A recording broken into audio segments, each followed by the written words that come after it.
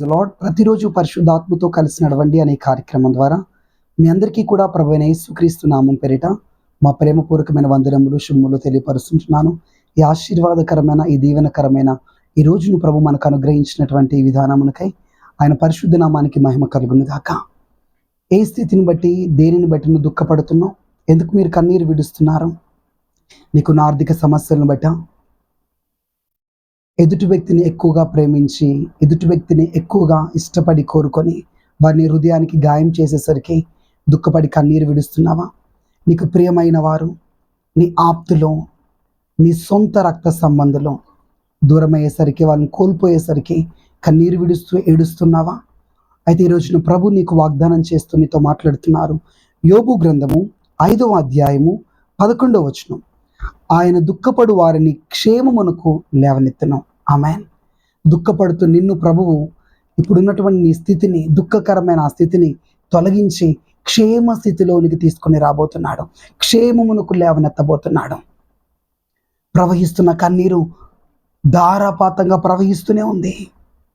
ప్రతి నిమిషం నీ హృదయానికైనటువంటి ఆ గాయం మానుకోకుండా అది మాటి మాటికి ఆ గాయం నీకు దుఃఖమును కలగచేస్తూనే ఉంది. నీ జ్ఞాపకములో నేను ఎంతగానో వేదనకు గురి చేస్తుండొచ్చు. అయితే నీ దుఃఖాన్ని ప్రభు అర్థం చేసుకుంటున్నాడు. నీ దుఃఖమును ఎవ్వరూ అర్థం చేసుకోకపోవచ్చు. నీ పక్కనే ఉన్నటువంటి వారు, నీ తోబుట్టువులు, నీ స్నేహితులు ఎవ్వరికి నీ కన్నీరు కానీ నీ దుఃఖం కానీ అర్థం కాకపోవచ్చు. అయితే నువ్వు ఎందుకు ఏడుస్తున్నావో, నీ హృదయానికి అయినటువంటి గాయం ఏమిటో, రాత్రి నిద్రపోకోకుండా అలానే మెలకుగా ఉండి ఎటు కన్నీరు అటు ప్రవహిస్తున్నప్పుడు ఎవరికి అది కనబడకపోవచ్చు, ఎవరు దాన్ని అర్థం చేసుకోకపోవచ్చు. కానీ యేసు చెప్తున్నాడు, నీ దుఃఖం ఎందుకొరకైతే ఏడుస్తున్నావో నాకు అది అర్థమైంది. నీ కన్నీరు ఎందుకొరకు విడుస్తున్నావో నేను దాన్ని అర్థం చేసుకొని ఉన్నాను. కాబట్టి దుఃఖపడుతున్న నిన్ను నేను క్షేమ స్థితిలోనికి లేవనెత్తబోతున్నాను.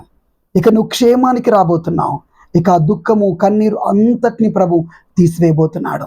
ఒకవేళ నీ రోగమును బట్టి, నీ కుటుంబంలో ఉన్నటువంటి నీ భర్త ద్వారా చికాకు, నీ పిల్లల ద్వారా చికాకు ద్వారా ఏడుస్తున్నావా?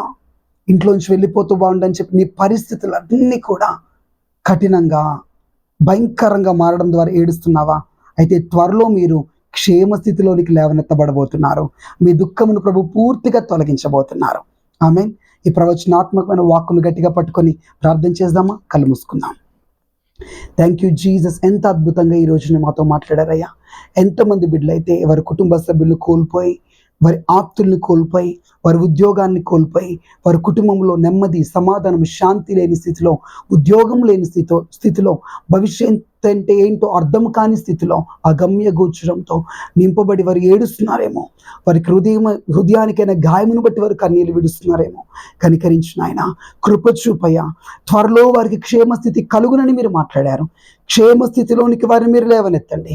వారి జీవితంలో క్షేమము కలుగును గాక. క్షేమస్థితిలోనికి వారు అతి త్వరలో నడిపింపబడుదురు గాక. ఈ దినమంతా వారి క్షేమము దయచేసి త్వరలో అద్భుతమును చేయమని, ఆశీర్వాదముతో నింపమని యేసుక్రీస్తు నామములో ప్రార్థిస్తుంటున్నాం తండ్రి. Amen. God bless you. Praise the lord.